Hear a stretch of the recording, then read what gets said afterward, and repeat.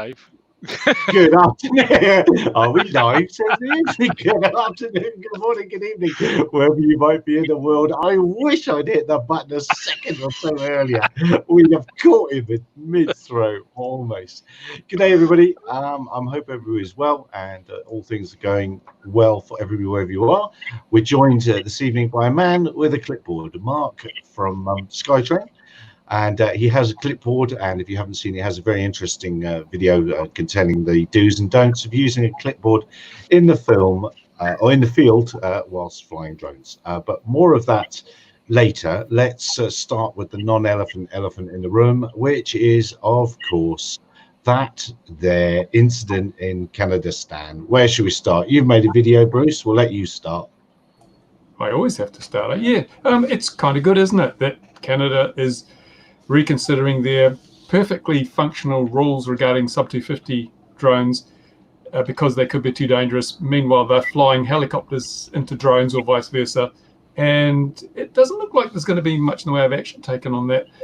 And also it shows that this whole overhyping of the drone versus manned aircraft thing, every time we get a new data point, it basically shows that yeah, there's no risk assessment because it's hysteria, it's hype. Yes, there's a risk, but the risk is much lower than we've been told over a great period of time. And every time we get the new data point, as I say, it just demolishes the argument that if a drone hits a manned aircraft, people will die. And I think it's time that we basically stood up and said, no, look, I'm sorry, this is massive overreach. We need to take a step back. And you guys come back to us. No more new rules until you come back to us with the proof of your allegations that we're dangerous, because we're proving every day that we're not. And even the police can't bring down a helicopter with a drone, no matter how hard they try. Yeah, that argument can be turned around against you. No, you have to prove that you're not dangerous. So no, you can't. Proving a negative is never right. You always have to prove an assertion. You can't prove a negative. You know, it's can you prove that fairies don't exist, Louis? No, you can't. Because it's a negative. You can only prove a positive. They are the ones who are making the rules. They're the ones who are imposing the restrictions. The burden of proof is on them to show that such impositions are justified. And until they can do that, they have no right to overly regulate the airspace in the way they are. That's why we vote and we elect them. So the way we have to not agreeing with them. Hang on. Who did you elect in your Civil Aviation Authority? Our Civil Aviation Authority isn't elected. It's a government organisation. No. But the government is elected, and the government nominates the air authority. So no, they don't. These people are employed from government to government. They're intra-government, so they don't get thrown out when a new government comes in. This is completely different. But this is basically down to. The thing is, if you get a campaign for a vote on one of the proposals that you have is to reform the aviation authority, then your elected representatives will go after that. Yeah. So trouble is political systems, democracies are not sufficiently granular to allow that. There are so many factors. You can't choose on one tiny little factor. So what you have to do is simply say, well, okay, you have an obligation to prove that your regulations are indeed merited, are required. Otherwise, they could say, well, we're going to reduce the open road speed limit to 10 miles an hour because it'll save thousands of lives a year. Would people stand up for that and say, oh, okay, fair enough, if that's what they say? No, they'd want to say, show us the benefits that come from this punitive restriction, and that's what we're saying. Show us how many lives will be saved because of by toughening drone rules. None, because none are being wasted as a result of drone incidents. It's a burden of responsibility that's been shared. Where's the risk assessment? Show me the risk assessment. Come on, Bruce. I agree with you, but these bodies, and you know that too, these bodies have their own way of thinking. Their thinking is not as rational as yours, so they think in another way. So if you think from left to right, they'll think from right to left. So it's a kind of a difference of procedures, because end of the day, everybody wants a safe airspace. But the way to reach it, it's not viewed in the same way. So I was looking at some of the comments that we have on the Facebook group that you've created, and thanks for creating it, because it allows lots of people to put their positions and their comments. People commenting about the 400 feet for drones, 500 feet for general aviation. And one reasonable proposal was to give until 450 for the Amazons of this world for commercial purpose. Those are reasonable, but we have to present that in a lawful way. And we are not organized enough to do that. Yeah, we definitely need to be more organized. But the first thing we should demand as a community is the risk assessment. The risk assessment that validates the regulations we've got and would validate increasingly tougher regulations as they appear to be being rolled out. Because they have an obligation to regulate responsibly, and as you're saying, they just regulate whatever. They're not fit for purpose if they do that. And the fact that me under investigation, while the person who flies a drone into a helicopter doesn't get under investigation, and it's a different part of the world, but it's still all the regulators around the world have made that one big failing. They haven't done the risk assessment, so they haven't scoped the nature of the problem largely enough to come up with effective regulation. And you say, keep the airspace safe. Hey, it has been safe for years. Where are show me the bodies, show me the risk assessment. Those are the two questions I've got to ask. And regulators cannot show me either. Therefore, the regulations are not fit for purpose. No, the thing and is, you mentioned Risk, and Nicola turns up. Good evening, Captain Risk. How are you, Nicola? I was stopping him eating his supper now. Look, he can't work out the microphone. Hey. How you doing? You found that plane, Nicola? Yeah. Finally, one night I'm not gonna forget about this, and I'm gonna come late. Fair anyway. enough. Fair enough. Have you found, as Bruce asked, have you found the plane? You know what? I'm just gonna start linking that video. Every time you ask, I'm just gonna start linking that video. The answer is still the same. But going back to regulation for a moment, just while I remember it, if we look at the world's different regulators, they've all come up with different ideas, different spacings around airports, exclusion zones around airports, different things. Like in the UK, you're flying FPV, you can fly to 1,000 feet FPV, but in America, you can't. I mean, which again proves there hasn't been a risk assessment, because the risk in the USA is no different to the risk in Canada or the risk in Australia or New Zealand. So if everyone had done a risk assessment, they'd have the same rules, because they'd be tailored to the nature of the risk. Because no one's done a risk assessment, they're all plucking stuff out of their back pockets and coming up with wildly different regulatory frameworks, because no one really understands the problem. And if you don't understand the problem, you cannot produce a solution. I think we were all stunned. Yeah,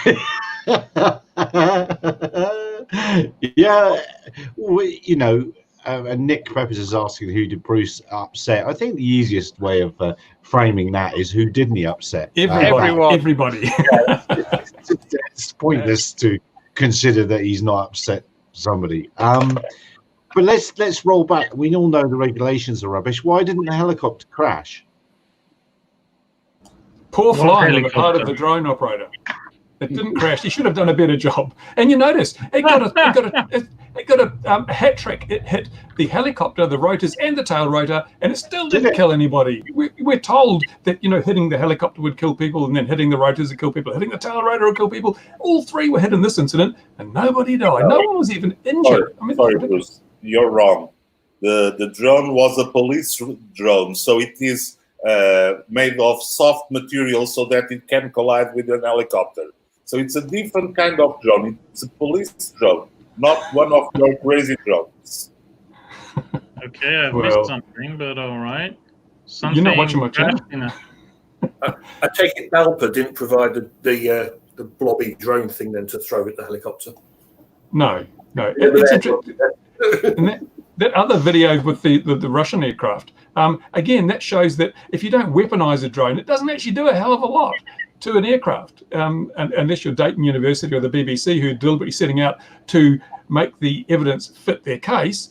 You get a much different result. But I'm sure that test will be completely ignored by regulators. They'll focus on, oh yes, look at that M20, that light aircraft and the Dayton thing, and it blew a hole in the tailplane, blah blah. No, in the real world, that just doesn't happen for some of the reasons I outlined in my video.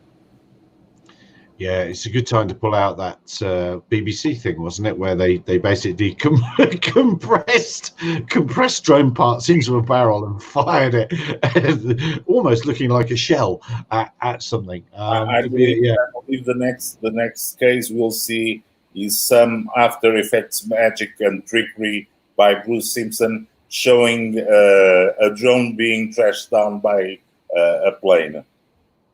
What do you say, Bruce? Can you? No, I wouldn't do that, because someone will take it out of context and use it on the news report saying, look at this, drone brings down airplane. No, you can't even afford to do it in fakery, I'm afraid. You've really got to be so super careful. What I might do is a drone hitting an airplane and all the people inside suddenly having millions of dollars. That's the kind of fakery we need. Yeah. So how many incidents do we know for sure? We know of the Black Hawk in New York, we know of this one, and we know of the Chinook and Raven on Salisbury Plain. So yeah, there was an MD 500 in Baja. Was that ever proved? Was that ever proved? Yeah, there was footage of that. There was footage, and the drone operator was found and everything. So that was a definite one in Baja, where I think it was a Matrice-sized drone hit a Hughes 500.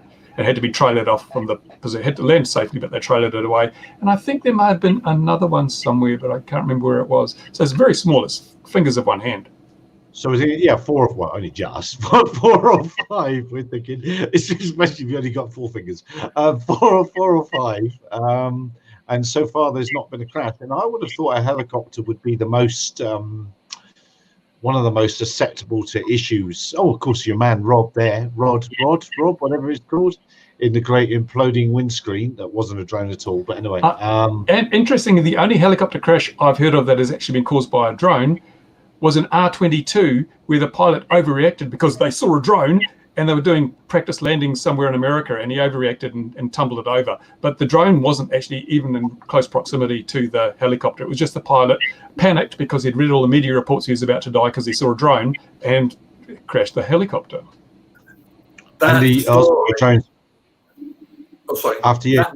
story, we tell that in our PFCO course because it was someone teaching a new pilot, and we explain and say, look, this is how news is faked on drones and what happens. That helicopter was never in any risk at all. And yeah, it's really interesting. And that story though is now out there in the web. It'll stay forever that there was a drone. And it's just, it's one of those frustrating things, but it's one of the things that's actually in our courses. Yeah. Good evening to sunny South Wales. I presume West Wales, where Ian is probably raining and horrible, because generally I believe it's a law that at least one portion of Wales must be raining. It's because he's got leaks in his roof.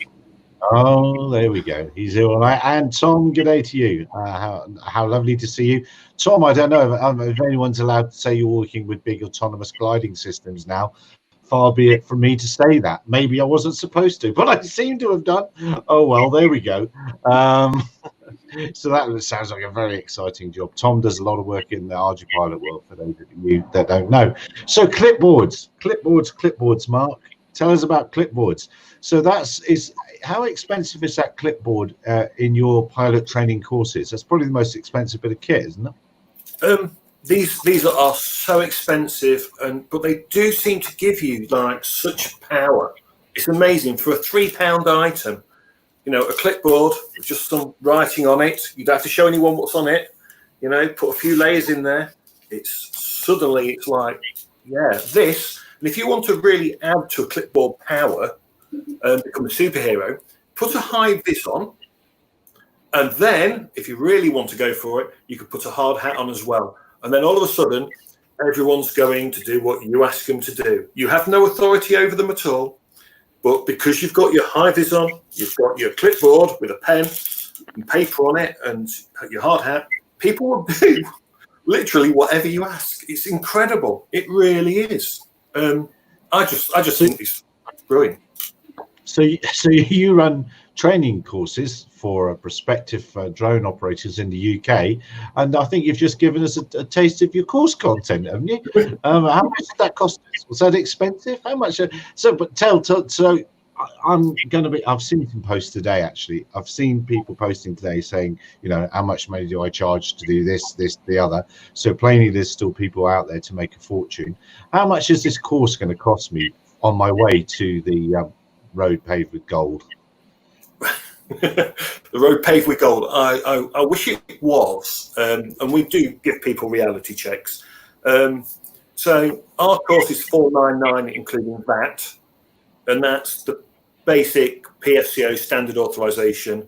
But we also include the A2 exam in there as well. But we just don't know what's going on with the rules because Friday happened, and we all know the CAA went, it's delayed again. And this time it's the EU delaying it, not CAA. So yesterday, some news came about the electronic conspicuity standard. I'm not quite right in what I said then. They put it in some other way that the EU is expecting, and this happened on Friday. So what has the CAA said? Put a hold on everything. 722 for the win. We'll just keep going as you are. So they've pushed. So 1st of November, we were meant to be getting the new YASA rules come into force, and they turned around and went, EU's pushed it back to the 31st of December, so we're going to do the same. And they just went, that's that. On the electronic conspicuity or remote ID, I've actually asked the CA and said, I want to build that system. I'd like to build that device that goes on a drone. So I want to know, actually, how far does it have to transmit? You say it's about privacy and security, so I want to know what distance am I breaching someone's privacy, so how far has it got to transmit? Security, at what point are you breaching someone's security?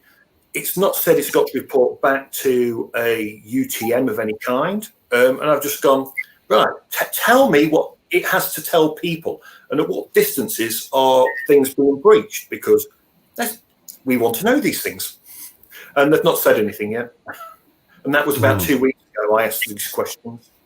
So, yeah, I'm trying to find out more, but it's taking a while. Sorry, Ian, did you follow yesterday's announcement any closer that the EU put out? No. The problem is they're making a lot of talk without publishing anything, and this is the problem. What they keep doing is, there was a push from Germany for this to happen. Germany has been asking for this to be delayed to the end of the year. So the reality was it was probably always going to happen, Germany being Germany and one of the largest stakeholders in Europe. But the problem is, they're not ready. The paperwork isn't out. And what I think we're going to end up in a position of is the paperwork dropping the day before this comes into legislation. And the reason that will probably end up happening is because there is a 2-year grace period. So they can get away with doing that anyway. At the end of the day, we all have a transitional period to comply with. So what they can do is say, here's the paperwork the day before. You now have to comply with this, and you've got your transitional if you're not happy. What I find kind of interesting is, depending how far you look back, we used to have 2 articles, 166 and 167. I don't know if you remember them.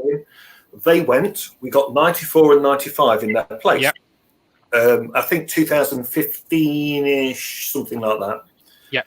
Why don't RCA just go, right, we're going to just adopt it all. We're going to change 94 and 95, chuck it all in, jobs are good, and we're done, we're happy. EU just, when you catch up with us. And this is part of the problem. If you look at, you got 945 and 947, which is the 2 main documents. Then after that, there are appendixes to 945 and 947. Then there are responses to it, and then there are, I can't remember the other term they used. There's an opinion. Opinion, yeah. And then there's going to be this final document. But I doubt this final document is going to be the all-encompassing one. So what you're going to end up with is like 5 layers of paperwork to go through just to understand where you're at. Things haven't changed dramatically in the sense of the big SLY one, and as I said, I've referred to it. Funny enough, I spoke to Mark in the week, and we were talking about it then, is this change to the way the responsibility for the remote ID is. The European implementation is fine. There's not a big issue with how they want us to implement it in Europe. I don't agree still with the fact that we're going to transmit the pilot's location. However, the overall implementation is okay. But moving the requirement for remote ID from the aircraft to the pilot is a massive change. And it is going to potentially mean some aircraft will not fly. And Bruce has touched on this before, because some aircraft you can't even stick 2 grams on. And if those aircraft are going to be required to comply, then we have a problem. And the worst thing is we've got no paperwork for this at the moment. Why do we have a problem? They simply won't fly. One less problem. Yeah, that's the problem they've got. Yeah. Yeah, so the Parrot Naffy, which is going to be the biggest winner if we get the rules in, beyond a country mile in the UK. But something like the Parrot Naffy and the Mavic Mini, you can't go sticking extra weight on these machines. So what we're going to do, throw them all in the bin? I mean, what a terrible waste of a bit of kit. Yes, exactly. Well, why chuck them away? It's absolutely terrible. That kind of thing, that kind of waste is very annoying in today's world, if you like.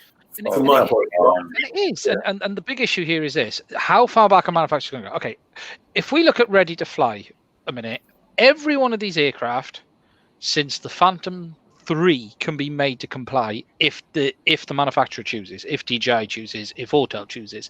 However, how far does a manufacturer go back? And it was almost what I said before we were on air talking about Panasonic and my GH5. Panasonic have released a software update today for a 3-year-old camera, which allows you to do a function that was never there at the start. But how far back are DJI going to go? If we look today, the Mavic 2 Pro is nearly 2 years old. So we're already at a stage. Are they going to say to everyone with them, well, we're not going to bother backdating them? It's a 2-year-old aircraft.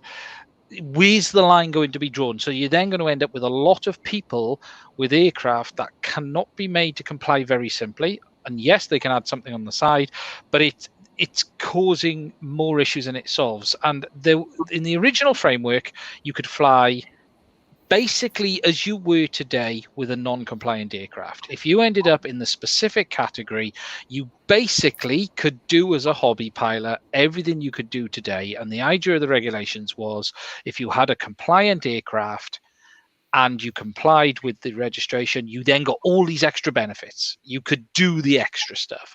But if you didn't, you stayed the same. And now they've changed that. And that's the problem. And one of my big concerns as well with it is, so fixed wing, for example, and this is where I'm not sure the CAA sometimes gets, or whoever's writing this stuff doesn't get stuff. If you take an EB, for example, I don't know if you guys have seen an EB, you can't stick on extra weight into it. There's no room anywhere to add stuff. A C or G on a fixed wing is, as you guys are aware, is critical. Because if it's behind, if it's rearward, you're only going to fly the once. Okay, your flight will be one flight. You know, it's a 20 grand bit of kit. It's done because it's just not going to do it. And whoever's writing some of this stuff, you know, I think sometimes they don't quite grasp what physics is going to do to the airframe at times. When you go and stick an extra 50 to 100 grams on it, it can't do it. The EB won't not take it, for example. It's not designed. It's purpose built with everything as it is. So yeah, this remote ID showing where the pilot is, I'm not a fan. Yeah, it's not. Yeah, I'm just not a fan. I've asked the CA for more, but who knows? We'll see. If I get an answer, I will share it with you guys. Well, it's very, very kind of you. For interest's sake, what is the weight of the EB? It's about a kilo and a bit, isn't it? A kilo. 1.2 to 1.4, depending which version you're flying. So they actually fit in the transitional weight, which is absolutely fantastic. You know, what's the transitional weight again? Just remind me. Sub 2 kilos. Sub 2 kilos. So, there's plenty of fat there for that, other than the fact that it can't take the weight. But there's plenty of fat available for that. But there'll be a few aircraft hovering just under 2 kilos that might hurt if they had to have another 200 or 300 grams on them. Oh, definitely. And you know, every aircraft we fly technically is designed to take its weight and its payload and its CG correctly. If you offset it, you're stressing 2 motors that didn't need to be stressed like they are. You know, you're putting the extra workload on them. And there seems to be no thought on that area sometimes. And you just look at what they do. Yeah, you just go, no, I just don't know. I think there's a chance that the folks in authority probably haven't got their heads around that more capable systems are coming in at the lower weights now. They've probably still got 7 kilos in their head, and while they can strip a bit of weight off and muck about at 7 kilos, they'll have room. I don't know. I think I still like the French idea of the flashing lights and other things when it's apparently nonsense. Apparently, the green flashing light is up for debate as well. So at night flying, in 2 years' time, you're meant to have a green flashing light. So you're always turning one way, aren't you? Man aviation, I think you're always turning one way. So I don't know. Won't someone think of the epileptics? No, I'm not wearing them tonight. I haven't got the space for them. No, someone will complain that it's inducing seizures, flashing lights in the sky. It's not good. Up the UFO reporting. I wonder if that'll be 5 candela visible in X degrees and all the other regulations that you have to comply with by the lights. Oh my hat! Yeah. The important bit is now no one ever reports a UFO. It doesn't matter what it is. It's a drone. Except Irish airline pilots, they still report UFOs. Who do? No, the Irish airline pilots, they spotted a UFO. The only ones. It was such a breath of fresh air it was, to be sure. To be sure. I'm just Louis putting an article up. What's the article that you're putting up for us to look at, Louis? All problems drone related. So you've got a solution. How are you going to make the skies clearer for us, Louis? Like Austin Powers did with a freaking laser. So every drone is just to be thrown down to the ground. Just forget it. Won't that just be G5? It's the testing that the U.S. Navy did that used the laser to shut down a drone. So you can see that on U.S. Navy stuff, what they did. What is it? They say don't shine lasers in the sky because you'll blind pilots. And so what does America do? They shoot down drones with lasers. Yeah. They're shooting horizontally, Bruce, so no problem of shooting to the sky. And they're military. Low level on the horizon. Military and police can do whatever they like. So now we have the new mirrored drones, which are immune to this. That's how they did light speeders in Star Wars, wasn't it? Mirrors underneath. But anyway, that's another thing altogether. These young people won't know what I'm talking about, even with that. Oh, so we got onto electronic conspicuity via clipboards, and we've touched on training, and we've crashed helicopters. What else have we seen out there? While I think of it, speaking of lasers and light and drones, did you see the drone, the chameleon drone that changes its color to suit the background with LEDs and a translucent material? So they're going to be a stealth drone. So when you look up at it, it'll be blue like the sky, and if you look down, it'll be green like the grass. I think they did that in World War II with paint, but never mind. This is a new technology that they're going to be selling to the police and the military. Don't say that, because a couple of years ago, there was an European company that sold one drone to our police, and they charged, I think it was 5,000 euros to paint the bottom of the drone blue sky. So the drone could not be seen from below. And they charged 2,000 or 3,000 euros just to paint this stupid drone. So doesn't that mean they couldn't fly it legally without especially a waiver for beyond visual line of sight? Because as soon as they took off, it had disappeared. No, it was 5 or 6 years ago. We didn't have these stupid rules that we have now. Come on. People must have been dying at an enormous rate without those rules, Louis. What? Yeah, people must have been dying at an enormous rate if we didn't have these rules in place. Oh my God! I'm glad we have all these rules, and then we have. Absolutely, we're with you all the way. The thing is, okay, we complain, and short of Bruce, there's not much action from anyone. Bruce is the only one that is pushing the wagon. Come on, we need to help out Bruce, give some steering to the effort that Bruce is undertaking, and that is why I tease Bruce a lot about the way that bureaucrats think, and that is all the problem. Come on, Bruce, you know that a SORA assessment is this thick of paperwork.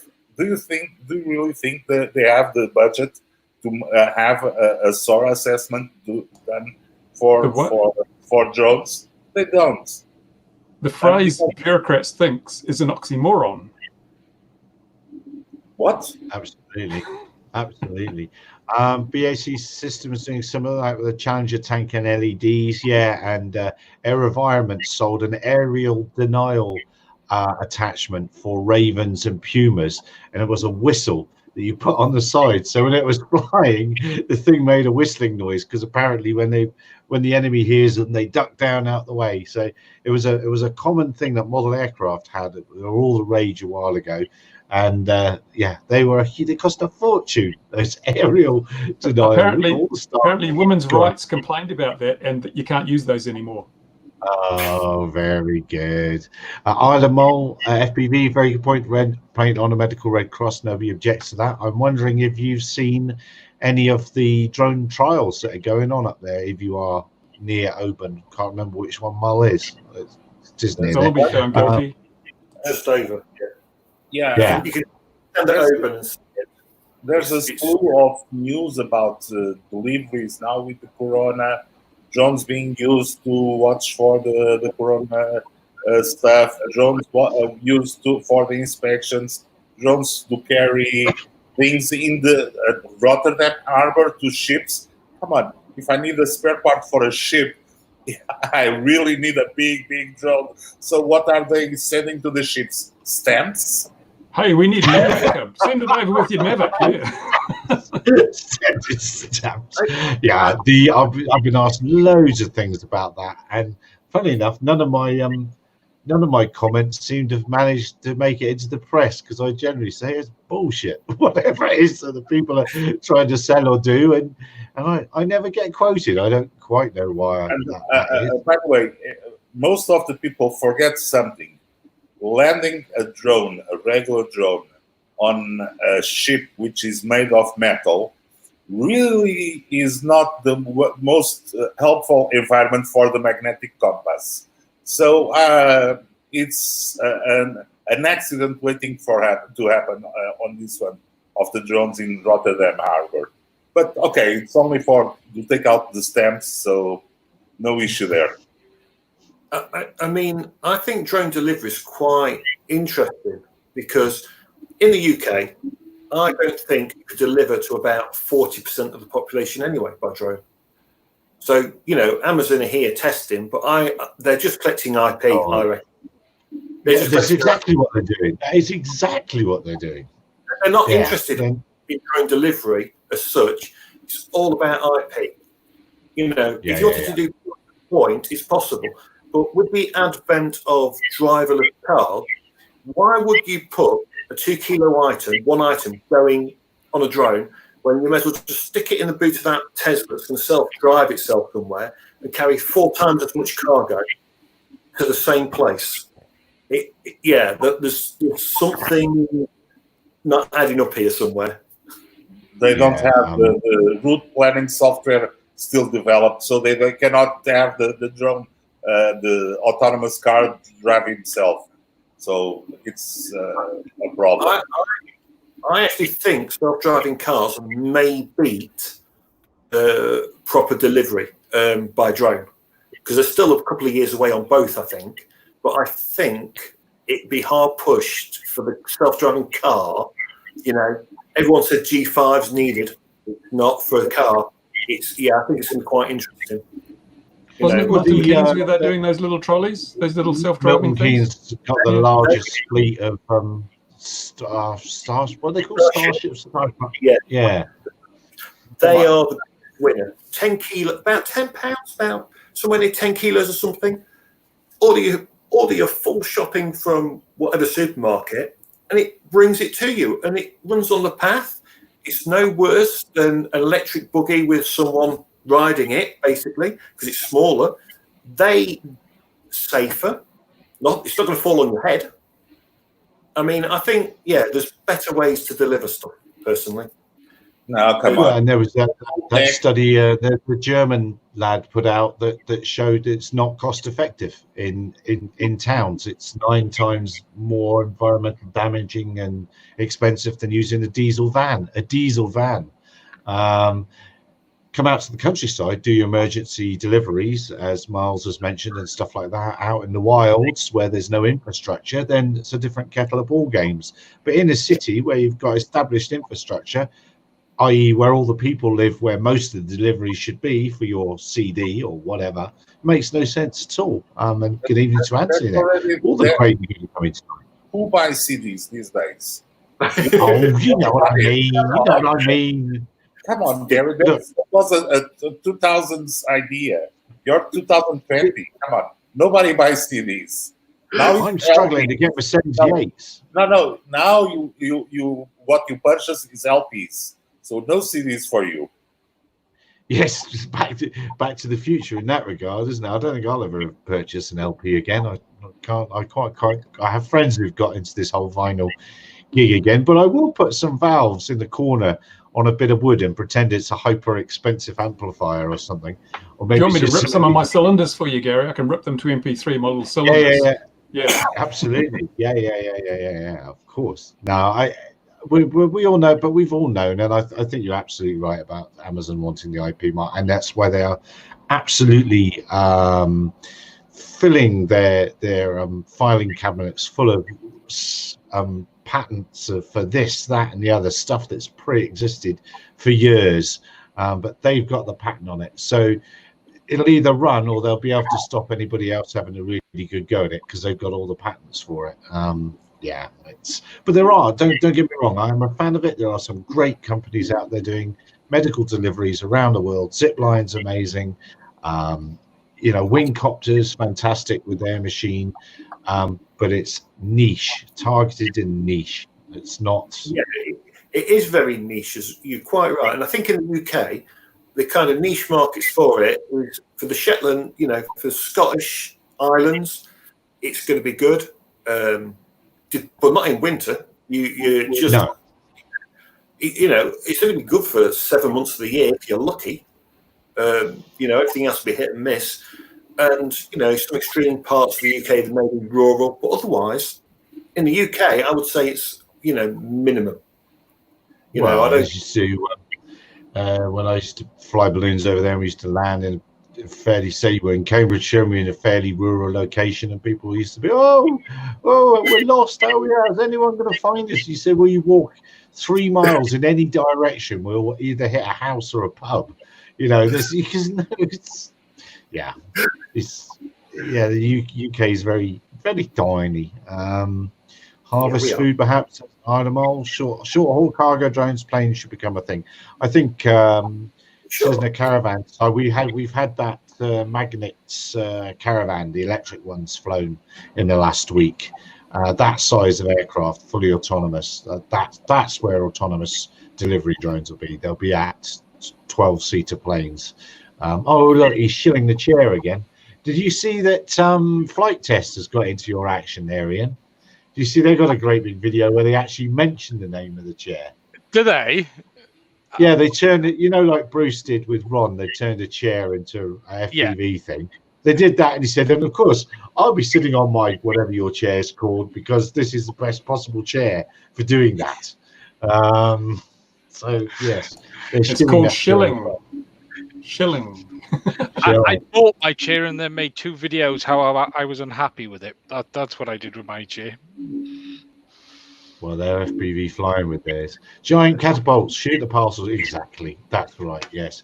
Or we could build some form of cable car or bridge or a bridge. Bridge is a good idea.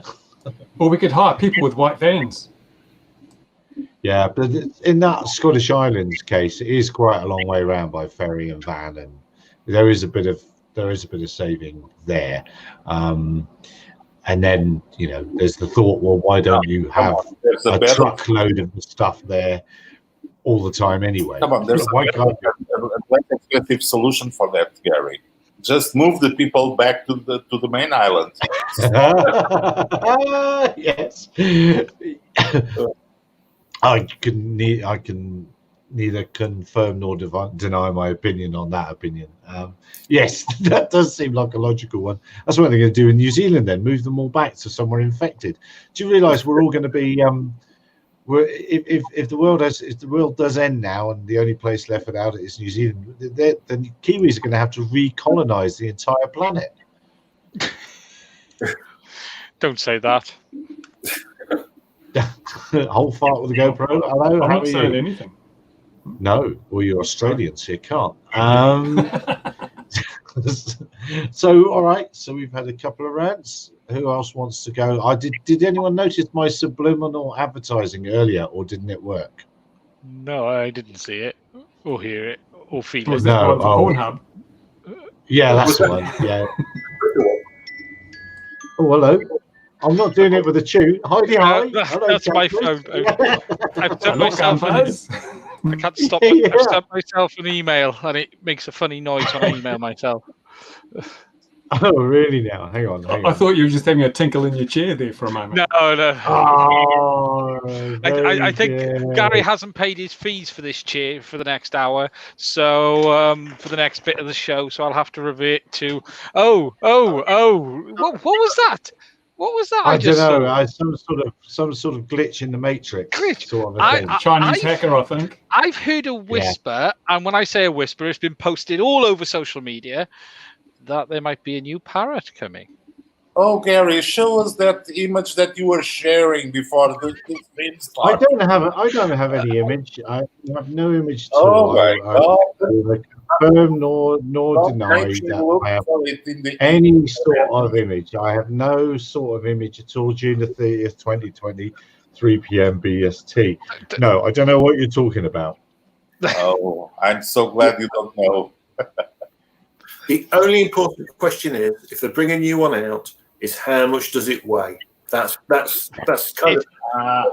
This one's going to be heavier. Looking at what they've strapped on the front of it. Yeah, this one is going to be professional Sub 1 kilo, I should think. So it can. Let's pin a tail on the donkey. What we're going to say is it going to be sub 250, sub 1 kilo, or sub 2 kilos? What's the current Anafi weight? I can't remember. I can't remember. Also, it's like 260, isn't it? 340-ish, I think. Oh, is it? Oh, it's like something. I think. But actually, yeah, we should look at the Anafi thermal, really, because that's what this looks like. It is. It's a professional model. It's a crazy. What I saw on the leak, it has a 32 times zoom on the thermal camera, which is absolutely mind-boggling. If it's not marketing, it looks a bigger sensor, so that means they're not using the same one that them and DJI used last time. It would hint it's a 640, and if they can get a 640 size sensor by 512 in a craft of that size, it will be game changing, and they would have literally leapfrogged DJI at their own game. Because DJI brought out the Mavic Dual before anyone else put it that size, and then Parrot beat them with the Anafi because it had radiometric. Yep. It was a better aircraft. There was no question about that. Now, if Parrot deliver what this looks like, it makes you wonder what DJI are actually doing right now, because they've got all the money and they've got all the resources. So why do they not make this? I don't quite get my head around that. Have they got the market to sell it to that's allowed to use it? Well, I don't think they've ever had a problem doing that. Even US, yes. Yeah.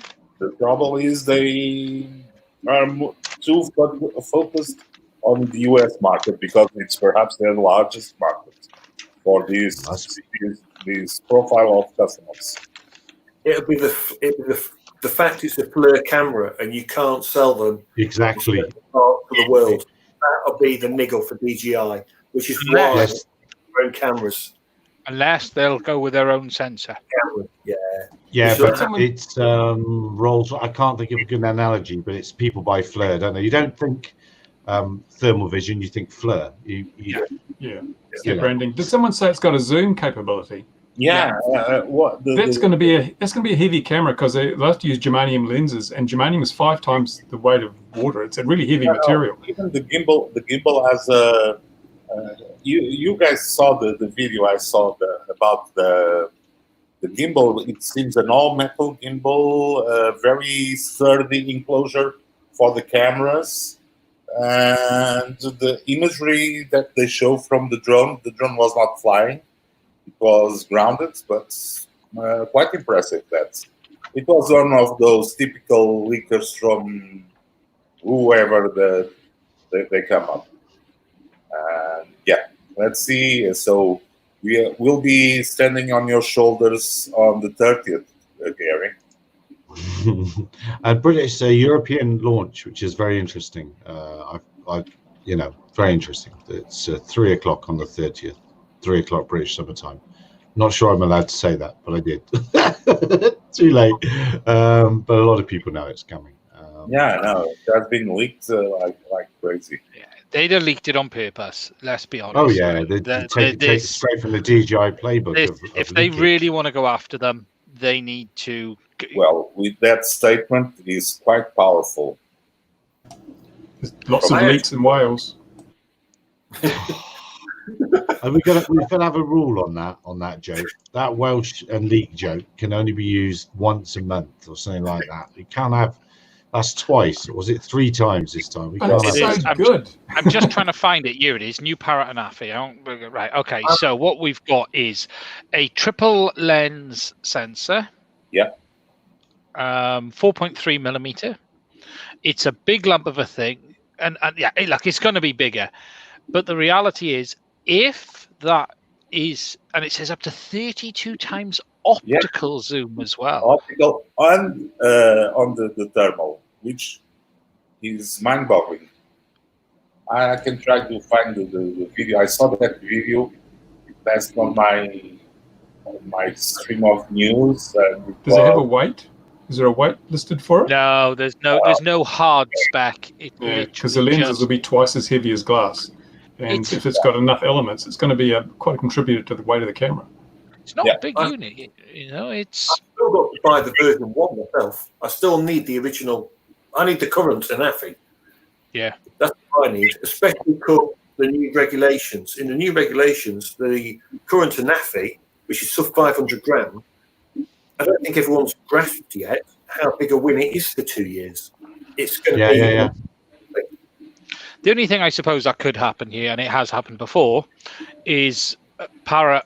Every time a manufacturer does go out and say we're going to have an event, DJI have a habit of slapping something out very quickly. So if that was to happen, it would be in the next week or so. And DJI generally give 1 week notice on their releases. That's all. On stuff like this, so you never know. You never know with them. Didn't we hear a bubble that there is a potential release? There's whispers, but not aircraft. I'm not expecting aircraft. No, they've been pushing back, but looking at the slash on the prices of the gimbals and the action camera, but it's a shot on the side. So if they go with that launch of the new gimbals and the new action camera, it's completely shooting on the side of the topic, just to get some attention, because whenever Parrot releases that an Affy or whatever it is going to be called, unless they've come up with the Mavic 3, which has been delayed, right? Ian, you're more. I'm not. People say it's delayed. I was never convinced it was anywhere near time.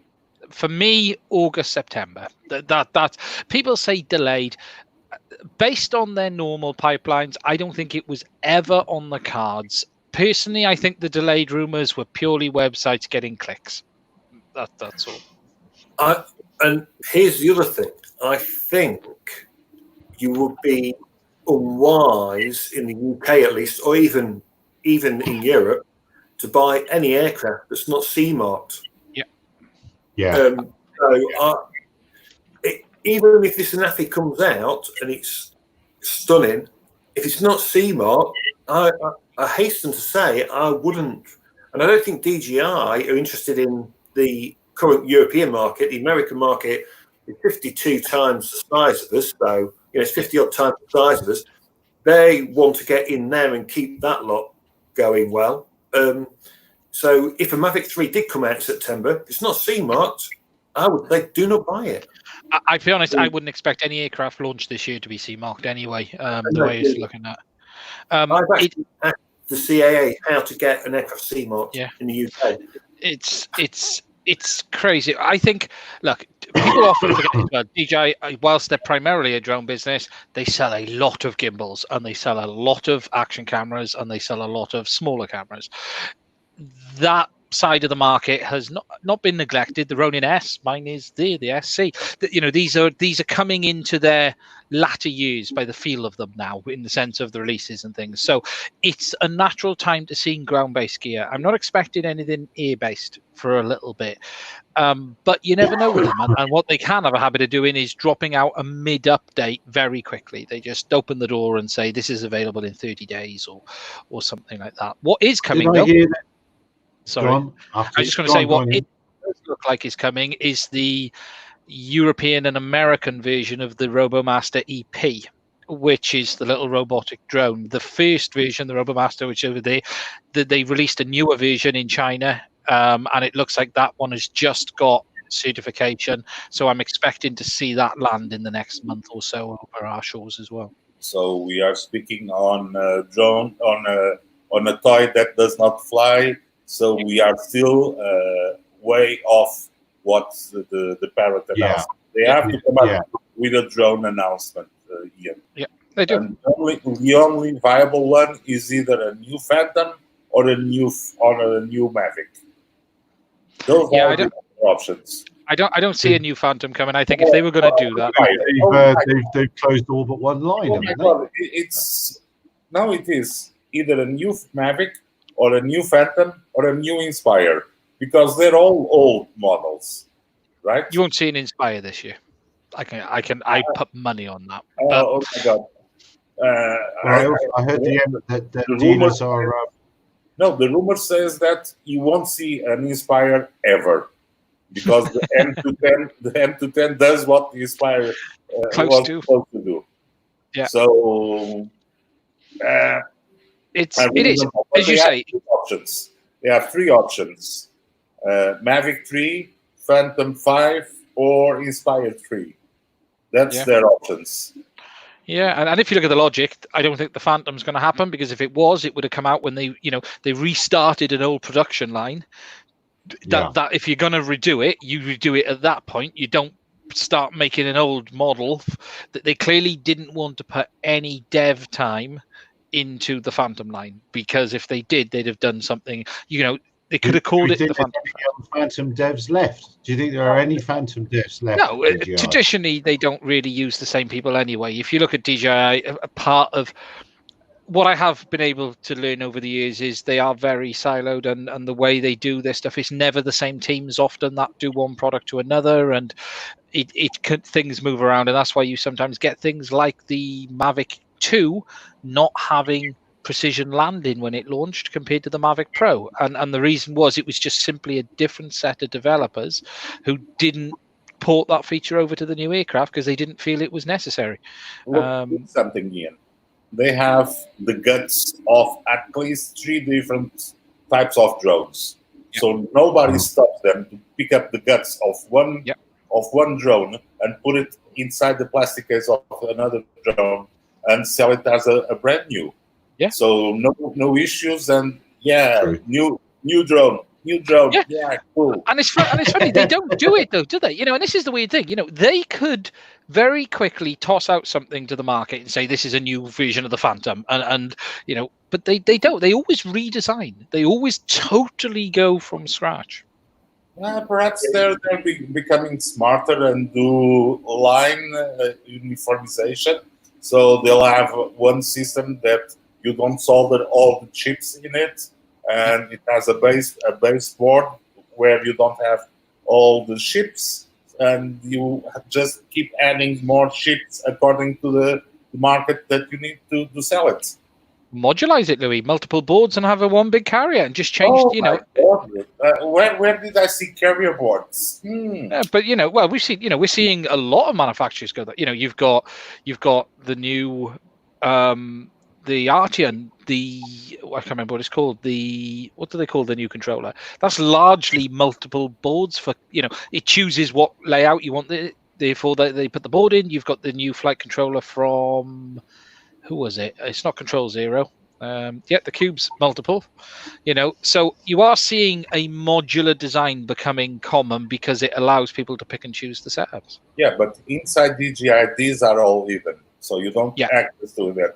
So they just put a big motherboard and just solder the chips or not. They could easily do it. Yeah. The funny thing is, they can do what they want. It's just often interesting is what they don't do as much as what they do, isn't it? Yeah, I really think that but the motto of that launch announcement is tricky. So I'm not sure if they'll go after that launch announcement. No. Yeah, it's right away. Oh, it's all kind of believer. Hooray! I'm a believer. Love the believer. Gotta love the believer. Gotta love the believer. Gotta love the cube and the believer.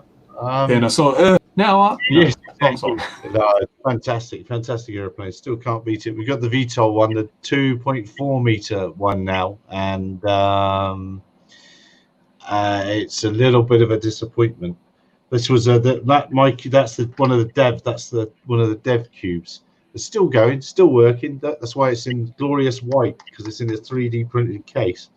And I glued the thing on it. Anyway, what else was I going to say then about all that stuff? I was going to say we look forward to the 30th and see what happens. My bet is it's under 2 kilos, but it's a chunky machine, and it still won't knock a Canadian helicopter out of the sky. That's what I reckon. That's what I think. And Miles, what does CMARC mean? It's just European certification. CE. What does it? Certified European, isn't it? CE. So I think that's it. Yeah. Or China export China is what export. people jokingly say. Yeah, China export. That's according to the distance between the C and the E. When they're apart, is China export. Then when they're together, is Communauté Européenne. And that's what you need to get something. I don't know what's the equivalent standard in America. FCC. No, because it's like a kite mark in England. It's like your general standard, isn't it? I suppose. And Miles was also saying, "What do you think of Skydio? We love Skydio.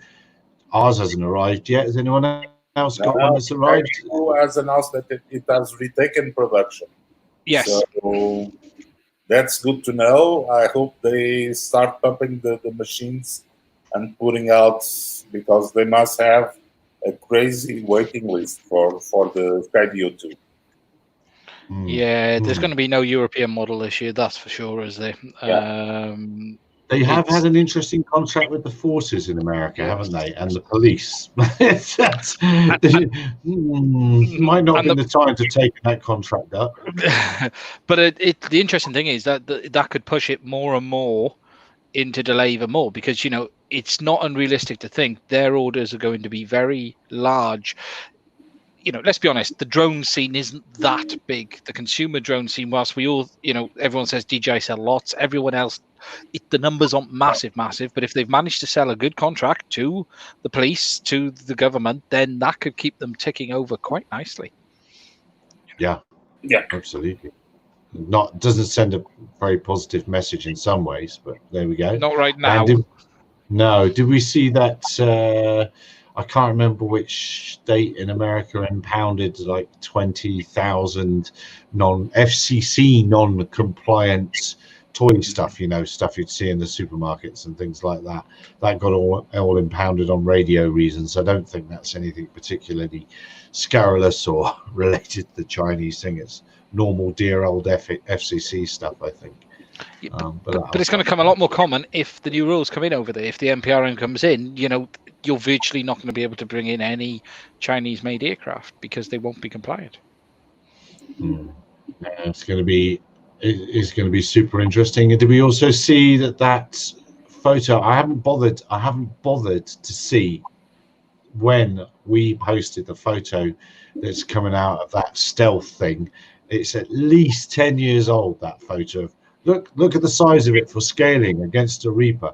But the image that's kicking about, what was that thing that the Iranians caught one of? That Beast of Kandahar. That's it, the Beast of Kandahar. Well, those images have been around forever, and they're just beginning to do the rounds again now. I don't know why, but there we are. Old news. Is this the point where we ask Nicola what? Has he found it yet? No, we've asked him if he's found it. We're going to ask him what is he testing?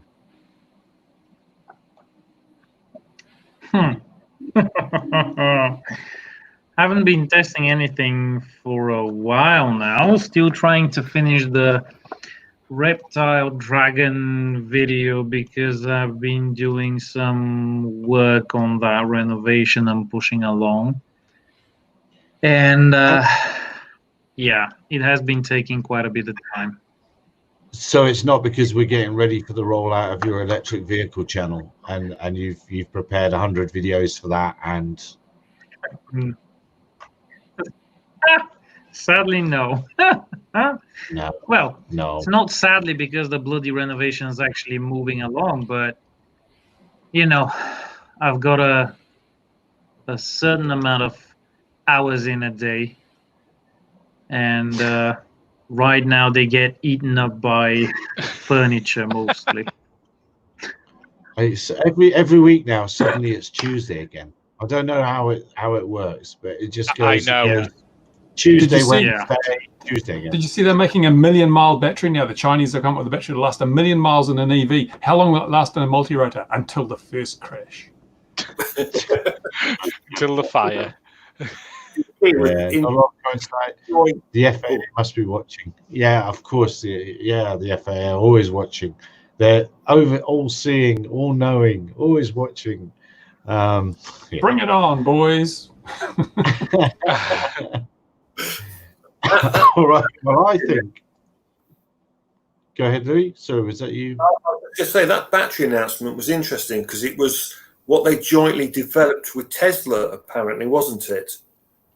So I wonder when Tesla are actually going to slide that battery into the cars, or is That's it in already February? They reckon they're going to be shipping in February of next year. Oh, that's good. It's interesting, isn't it, that potentially bits of modern cars are going to be the fixtures and fittings going to be falling apart before the main components now. Well, that's what they're saying. You'll be able to transfer your battery into your next car and save you a fortune. And it really does put the whole feasibility of internal combustion engine powered vehicles on the line, because once you take into account the preventive maintenance required, the constant refueling with increasingly expensive hydrocarbon fuels, EVs are a no-brainer. And what I'm worried about is that the countries around the world are not prepared for the rapid transition from ICE to EV, and we're going to find power grids crumbling under the strain because it takes a while to build these things. A nuclear reactor takes, 8 to 10 years to build or something? They won't have the ability to produce enough power in a short enough space of time to meet the demand from transport fleets.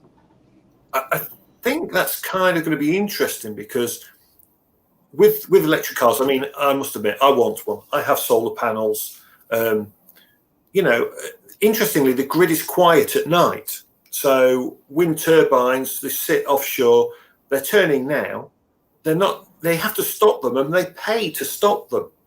In the UK, they're paying people at night to actually charge your car. Yeah. That's how it's working over here at the minute. I think it'll take a while, but there is the possibility that it might tip too far, electric cars. But actually, right now, they're going to pay us to charge at night, yeah. A lot of your renewables go offline at night. Their solar is no longer effective at night. And if you're looking at the amount of energy you're talking about, what's the average electric vehicle got? A 27 or a 30 kilowatt battery on a small one. If you take every fifth household in the country charging 27 kilowatts overnight, that's a massive amount of electricity to pluck out of your backside from somewhere. So I don't think the governments haven't thought this through. They don't realize how quickly people are going to transition from old to new and how quickly the demand. Oh, what, Gary? Can you learn to juggle better than that? It's like I've been drinking, isn't it? And I haven't. Isle of Man, I was got excited because Isle of Miles has got it right. The car's becoming storage, and that's just what's happening. Part of an integrated grid. Yeah. Yeah. You have to. What you have to start thinking is your charging models and all that, because then it gets complicated. Where of the bits where people make their money in the system, and that ruins it out. But if Tesla have come out with this battery that lasts effectively forever, then that makes a lot of these storage complaints go away. But yeah, you're exactly right, Alamar. It's interesting though, because life isn't the only factor. What is the charge and discharge capabilities? Will it have a lower charge discharge? What is the self-discharge rate? So if you leave a park for a week, will it be flat? And how does it handle under the temperature extremes that electric vehicles have to endure? So it sounds great, but I want to see the reality. There's got to be a trade-off somewhere. There always is that trade-off. And I think the great thing is, though, Tesla, when they built the Model S, no one said a Model S would get beyond 100,000 miles. They said, the first Teslas will never get beyond 100,000 miles. They're sailing past it now. And, their degradation. They're sailing because the batteries are flat and they've had to put sails up. Yeah.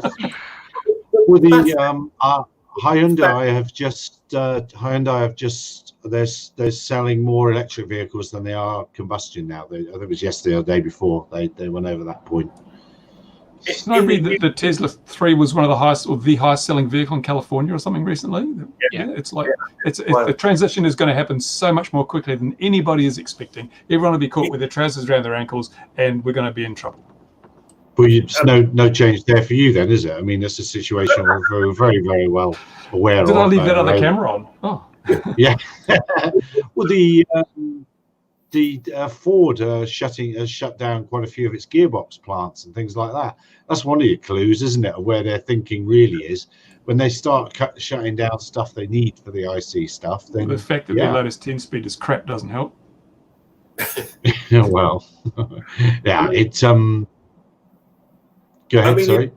I think the Tesla now, in its market area, Tesla now outsells the rest of them already, and it is showing.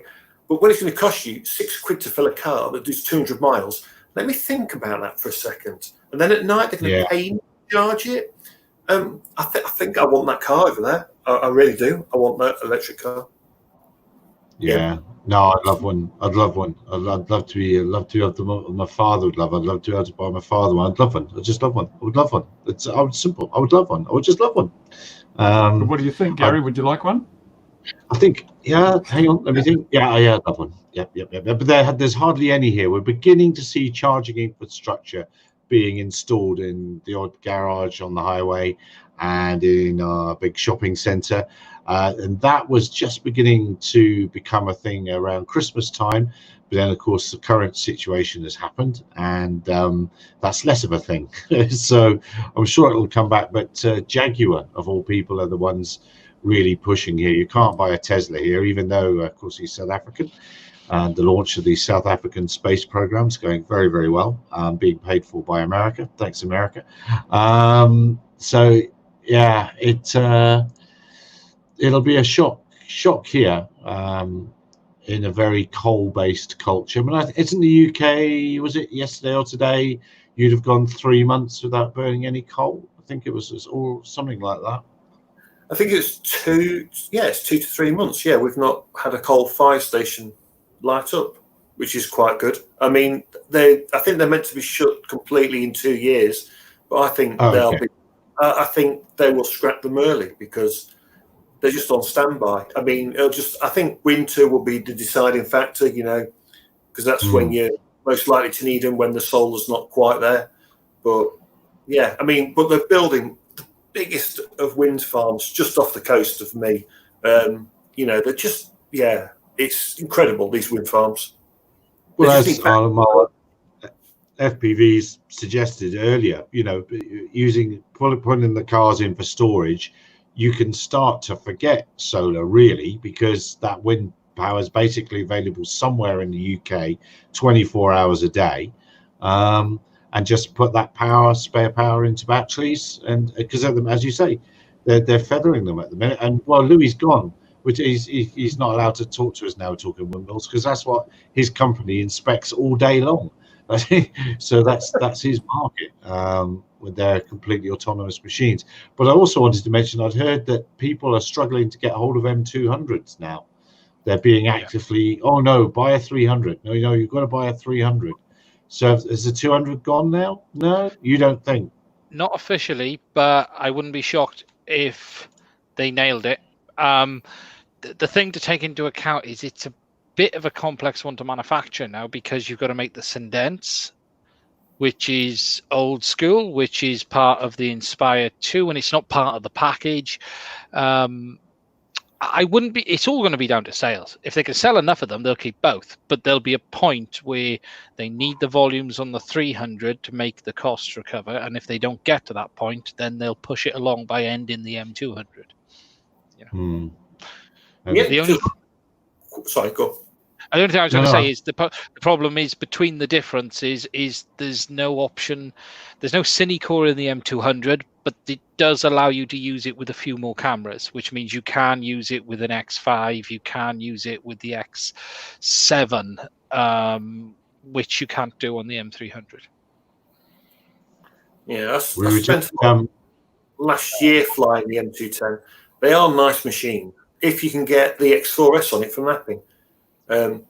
Really funny story though on the M210. You know this sensor underneath it? It's got the ground sensor. People were putting red edge on them and mounting it where that sensor is, and they were firing at the Guess what they were turning off? You have to disable it in the software. No. You have to disable it in the software. People don't know. You have to go in and turn it off on the iPad, turn off all the sensors. But those that weren't, the M210 was literally taking off. A company I know, they lost 3 of them. Yeah, but that's user error, as usual.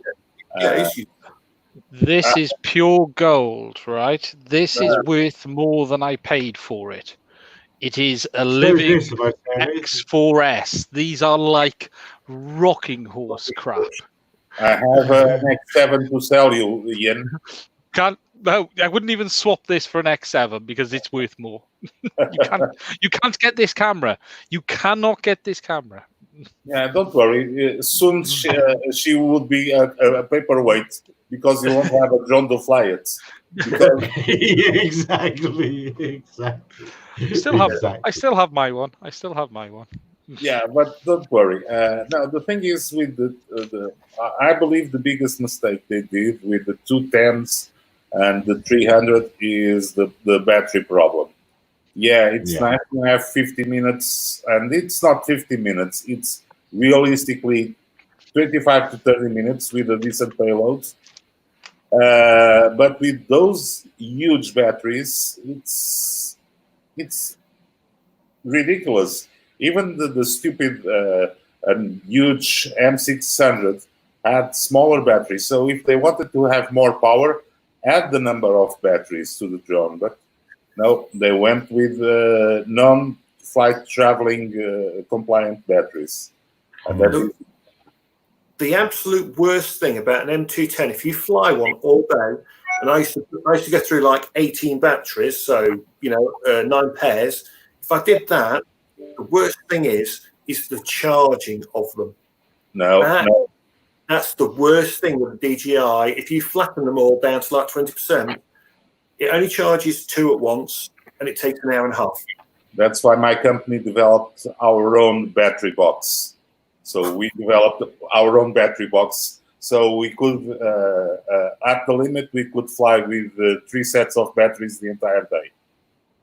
You see, that's perfect. But what I mean is DJI just supply you this crap charge with, and it's charging the excess battery. It's just, for the money, it's just horrendous. How to sell batteries. They solved that with the M300, and they bundle you in the full charger, but you've got to give them a check for 25 grand. So, but it's free. Yeah, it's free. Other than that, yeah. Other than the 25 grand. It's free. Yeah. Not that I know the actual pricing of commercial industrial products, but you want 25 grand or 30 if you want extra batteries. So, good question from Bruce there. How quickly do you charge those batteries, though? So when you plug them in, is it like does it charge 4 at once? Does it charge 2 at once? And how long? Four at once, and I think it was 50 minutes to 80% or 90%. But the biggest issue is they're 275 or 280 watt hour, as Louis said. So you can't. You know, if you'd have asked anyone in the industry, if they'd have just asked anyone about that battery, and they said, "Look, we're thinking of doing this," anyone who is doing this professionally, day in day out, traveling, would have gone, "Eh? No. That's no good." That's why some of the M600s are coming out of retirement to operate, because even the M210 V2, it's a pain in the ass because they went over the 100 watt hours of the battery. So, by the way, they didn't do a charging case for M210 V2. So we had to do another charging case for the M210 V2. So it's you can put cables on though, Louis. But that's why that new drone I was talking, I posted on Twitter. The what was the name of it? It's the one that's based on the Cube, but I think it's running. Don't know what software it's running, but it's a very nice M600 style hex. And that's where people will be going back to again. I'm still not convinced on the whole the full rotor from Free Fly. I'm still not sure about the Ultra X. That one sort of doesn't do well in my head. But yeah, it's again compromises. And speaking of compromises, that's allowing me to take away into that. UAV Shed asks, anyone know the sweet spot for battery motor prop combination based on payload and frame weight? Yes, someone does. Someone does. ECOG. It's a nightmare when you're doing self-building. Are you guys, I've done a bit of self-building, and you're looking for that 3-to-1, that magic number kind of thing. Yeah, build it and see if it flies, and then you worry about the problems later. Yeah. And then if it doesn't, just add more prop. And if you don't add more prop, add more motor. And if you don't add more motor, just add more batteries. One of them works. Just keep going. Get more money. Change the power of the ESCs. Yeah. You figure it out. You get a feeling for these things. Yeah. And that's why Louis likes helicopters, Louis? Perfect. 200 amps ESCs done. You see, helicopters. I think a trick has been missed, and I'd love to do two T-Rex 700s and do a Chinook style twin. I think that has got mass potential. That kind of system, and it'll carry weight really well as well. I think. Yeah. You should have been watching the other week. We had a big discussion on that, didn't we? We did. Yeah, no, I think the Chinook sort of has been done. I'd like to. And there are other approaches. The biggest problem with helicopters is for the same load capacity of, say, an M600, you have to go big.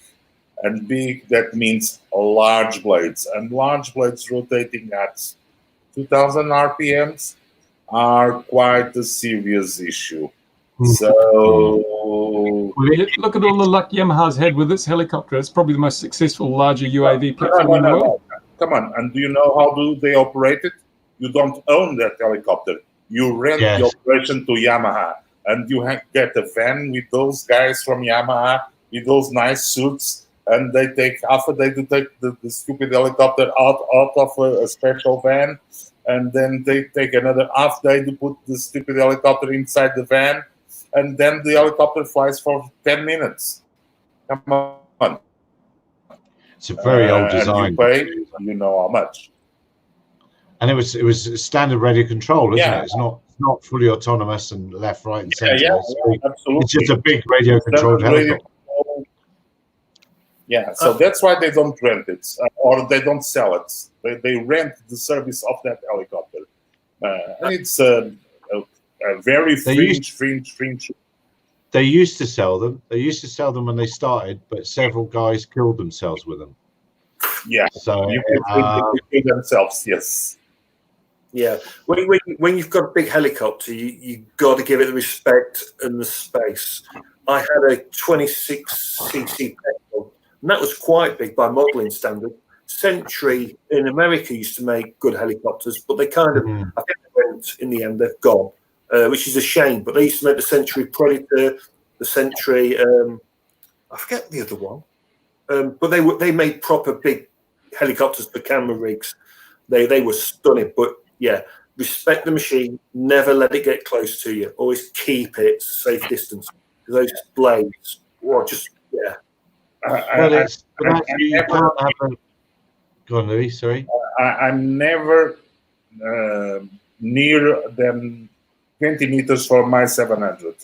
So I plug in the 700 and then I respectfully move away at least 20 meters from it, because that thing has so much power that if you get it wrong, it will move those 20 meters in a blink of an eye. So I might have time to get on the floor, on the ground, and hide and pray for the There's that guy in the USA chopped the top of his head off with his helicopter, didn't he? It's quite often cited as a drone death, but it's not a drone because it was a radio-controlled model helicopter.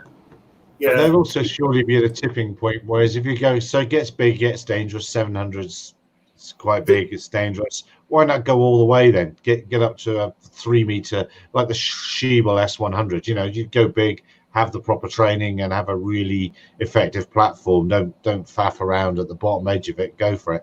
And it speaks to the if they're getting those one company lost 3 M210s based to hiding a sensor, then that company should never be allowed to operate helicopters because plainly they don't have people that have systems, procedures, and planning. I mean, back in the day when I first did helicopters, they weren't electric; they were glow engines or petrol. And if you have a hot start, you can literally grab the head, you can pull it in, and you can hold it, and that engine will burn out the clutch, and you'll just burn out the clutch. You can hold it, get to the fuel line, disconnect it, or hold it and burn your clutch out. But with electric, throw it away as far as you can. If you have a hot start with electric, you don't. If you're within that blade distance, you're done. You just can't be there, you know. And they are, you know, you've got to really watch it with the helicopters. Yeah, they are something. They are something else. If you ask me, I love them, but they're cool. Mind you, some of the larger multi-rotors now with carbon props and, you know, heavy lift capacity, I wouldn't want to be in a close encounter with any of those blades either. Yeah, no, the biggest I've ever flown is like 1.2 meters and weighed about 20 kilos with a red under it. And it's like, I'm just going to stand back now. I'm going to stand back another 5 meters. I'm going to stand over there. Yeah, you've got to, those big things, you just, because a carbon prop, I don't think people get it. If you think, you know, the Facebook where they've cut their fingers trying to catch their Mavic, the carbon would take your thumb off. And here in New Zealand, apparently these are just as dangerous as a 15-kilogram octocopter, according to our regulator, with their risk assessment. Come on. Choking hazard. Gyrocopter says, "One more like that old Rumpelstiltskin. They're good fun to fly, but I wouldn't want to. I have did it with gyrocopters. All the weaknesses of fixed wing combined with all the weaknesses of helicopters. A helicopter. Right, exactly. Best of no worlds. Yes. You can keep gyrocopters. I'm just going to say you can keep gyrocopters. I'm not going to go near them. Yeah. Oh no, they're fun. They're fun, but they're just I wouldn't want to be putting a sensor underneath them or getting it wrong. That's what they used to say at 3DR. I can't think what we were saying that they used to say at 3DR. And then before I go, you need to talk to the indie builders. Yeah, we do talk to the indie builders occasionally. We sometimes, you know. Obviously, it's a very small part of the market. Yeah, I know. Helicopters are well. There's the Schneebel S100 is flying in North Wales all the time now. People are noticing that the thing is flying off the coast of Kent, the Tech Ever experiment, but the experiment's happening daily in North Wales as well. So the helicopters are out there. They're coming. Yeah, search and rescue. They're going to be great machines.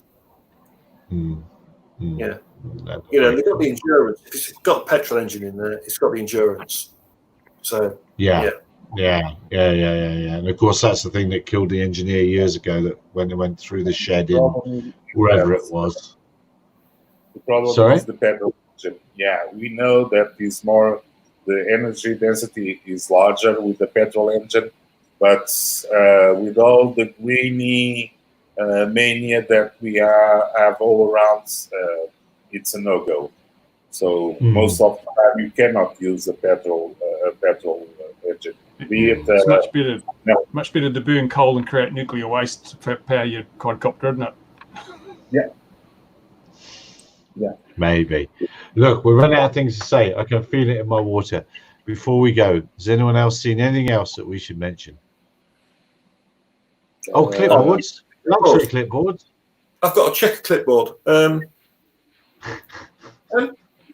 No, did we mention blockchain and AI? Oh, see, Lewis scripts. Lewis scripts, yeah. Lewis who? So exactly. Tell us what your famous first Lewis script attempt on Autopilot does. Doorbell. Yeah, you press the button and it sets off the startup tones on a Pixhawk. That's quite a good idea, actually. I quite like the sound of that. Have you seen the demo that Peter Hall did with playing Pong? Yeah. He featured that on his. You're not watching his videos, Louis. You got to watch his videos because he's already had that one on. I showed it this week. Bruce was taking the mickey out of me. Yeah, I didn't know if you know this one. Actually, it's designed to solve a little bit of a problem with the HearLink. It allows you to use. Well, it's not really a problem. HearLink, Ian. There are no problems with the HearLink. Not a problem, but just the way. It's a problem. A shortcoming. It's shortcoming of having a radio with no physical switches, and that is that you can't control the Seagull camera control it. You can control it, but you have to use two buttons. So the idea of the Lewis script is it simply allows a single press or a long press on a single button, and it does all of the resetting of the channels in the background. So the idea is rather than having to use two buttons, it allows you just to use the wrong one. It's a rather convoluted way of doing a very simple task, basically. Yeah, glad Autopilot implemented Lewis scripting to sort out those user interface issues. Well, you're seeing more and more software radios. We've seen 3 now coming. So the traditional radio, whilst it will never disappear, the integrated radio type is becoming more common, and soft buttons is the way they are sort of going with this. And whilst it isn't ideal, I think everyone would want a mode switch. I would love a physical mode switch. The Seagull's implementation was made to get was around. Was that the 18 or was it the? No, 16. 16 was it? This is over there. My 18 is stuck in Singapore at the moment. Damn it! Is it still there? Is it still there, Bruce? Yeah. Funny enough, the way they made the Seagull was to get around problems with the way those radios work, but the way they got around that problem causes a problem with this kind of radio. So it's different.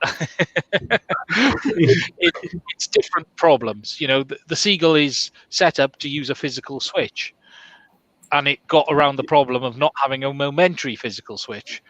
Now we're trying to actually use it. A momentary single switch. It's like momentary, but it's said with a Welsh accent. Exactly, yeah. He's leaking with his English there. You know the reason I've got this here old medium wave radio here is because the children that I teach have no idea what a medium wave radio is.